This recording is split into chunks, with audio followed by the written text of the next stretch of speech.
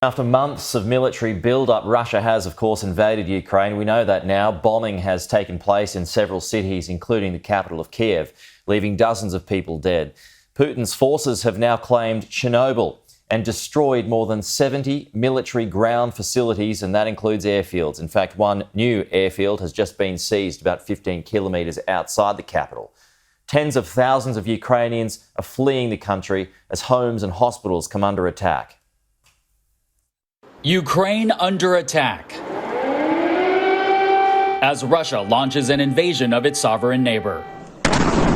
The unprecedented attack following weeks of heightened tensions and rhetoric amid the buildup of Russian troops along the border. Putin began war against Ukraine, against the entire democratic world. He wants to destroy my country, our country. Everything we've been building. Russian forces advancing beyond the two Moscow-backed separatist regions in Donbass in the east, with troops reported in the southern port city of Odessa and near Kyiv, the country's capital. Multiple explosions now reported across the country. I have just passport documents and some money. Russian President Vladimir Putin claiming there are no plans to occupy Ukraine, with military actions meant only to protect the Russian-backed separatist regions. But world leaders say the attacks prove otherwise and are demanding for Russia to back down. The target is the stability in Europe and the whole of the international peace order. And we will hold President Putin accountable for that. As Ukrainians flee from the cities under siege, many moving west in hopes of finding refuge from the Russian assault, some are calling on the U.S. to take action. Right now, the situation is in the Americans' hands. If Joe Biden, the U.S. president, will be tough with Putin, there will be more sanctions, will be more pressure. Vladimir Putin says he was given no choice but to order the operation, authorising Russian forces to enter Ukraine. During a televised meeting with business leaders, Putin said the existence of Russia was in jeopardy if he failed to act. Western leaders have vowed further sanctions against Moscow, a decision Putin says the country is prepared for. It's something that we were not given any other chances to act otherwise. Risks in the security area. We couldn't react any other way. All our tries, the risks were really serious for the whole existence of our country. Secondly, we totally understand which world we're living in, and we are ready to what's happening at the moment as to sanctions and restrictions. Ukraine's ambassador to the US has defiantly stared down the threat of a full-scale war. The ambassador said all Ukrainians will resist the assault by Russian forces. She called for other nations to join Ukraine in cutting diplomatic ties with Russia and to impose harsh sanctions. Our military and every Ukrainian is ready to defend our country. We need help in order to be able to defend our country. Ukraine is defending our home. We will defend our home, and it's time for all free and democratic nations who value the principles and the territorial integrity and the right of any country for peace to stand together with us, but not only stand together with us, act together with us to stop the war in Europe. And other world leaders have denounced Russia's invasion of Ukraine, vowing to impose serious economic and diplomatic sanctions against the barbaric attacks. British Prime Minister Boris Johnson has promised retaliation, calling President Putin's actions a catastrophe. So, from his point of view, assets will be frozen for all major Russian banks and international SWIFT payment systems will be paused. We will bring forward new legislation to ban the export of all dual-use items to Russia, including a range of high-end and critical technological equipment and components in sectors including electronics, telecommunications and aerospace. Legislation to implement this will be laid early next week. These trade sanctions will constrain Russia's military, industrial and technological capabilities for years to come.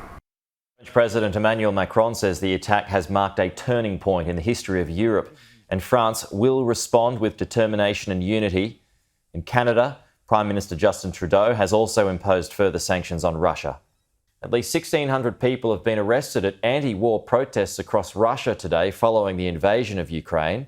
According to an independent monitor, these are some of the pictures that have emerged, which shows people scrambling on the streets of Moscow as police crack down on protesters. Demonstrators were detained in 40 cities.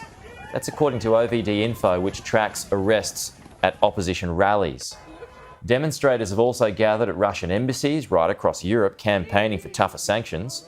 Carrying Ukrainian flags, protesters gathered in London, Paris, Rome and Italy, venting their fury at the actions of Russia. We saw a small protest here in Sydney last night as well. The crisis in Ukraine is rapidly escalating after Russia began a full-scale invasion.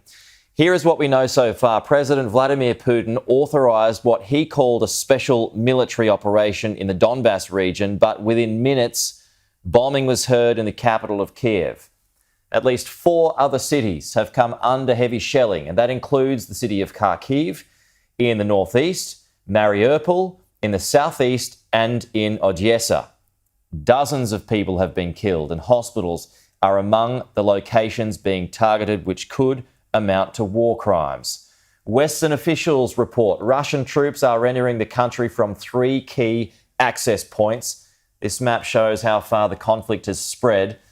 Russia's gains include seizing control of the old Chernobyl nuclear power plant, the Kharkovka plant, and an airfield about 15 kilometres outside the capital of Kiev.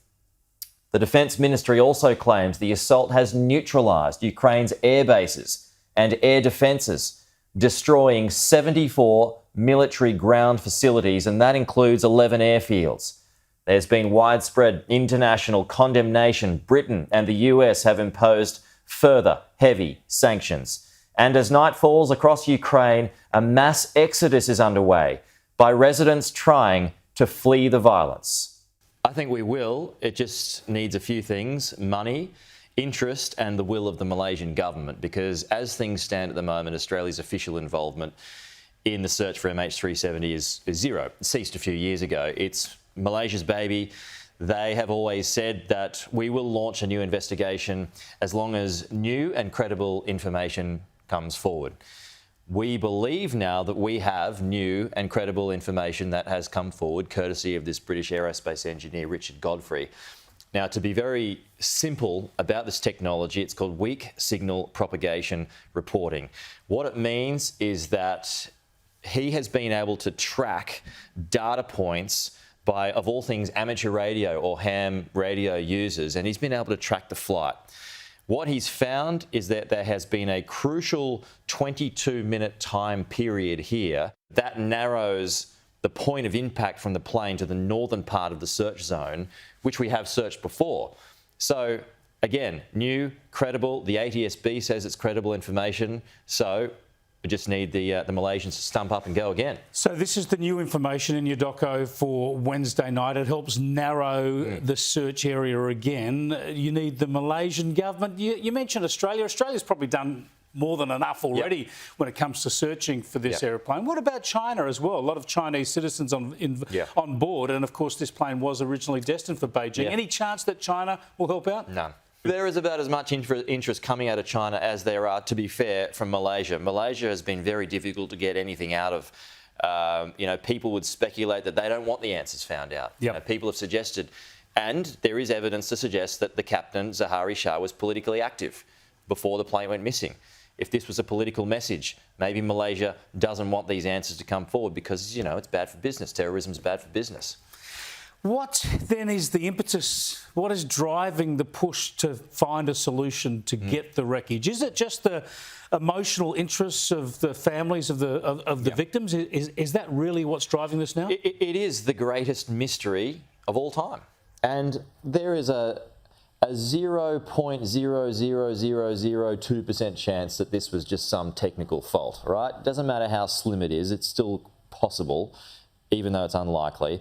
If it was a technical fault, then we owe that to the future of air travel to find out what happens so it doesn't happen again. And then you've got something that's more important, and that is for the victims' families. We know Tony Abbott told us that it was murder-suicide, right, in our last documentary. And we need to find the bodies of those family, the victims of the families of the victims, to give them closure too. It is cruel. It is absolutely cruel. And I don't think it's unfair or overly simplistic to say if this had been a Qantas plane or an American plane or a British Airways plane, we would have seen a continued focus on this. It's because of Malaysia's intransigence that we're not. Yeah, absolutely right. And we're talking about an area now that's about 2,000 kilometres west of Perth. So they've been able to narrow it down because of this new information that's come to light. 4,000 metres below the the water surface. It's very possible that the wreckage is in about 300 metres of sediment. So hard to find, and that may be why it was missed before, because it gets pretty wild out there. But there is the technology to be able to do it, I'm told. There is the technology to be able to do it. Again, getting back to that first point, you need the expense and you need the willpower.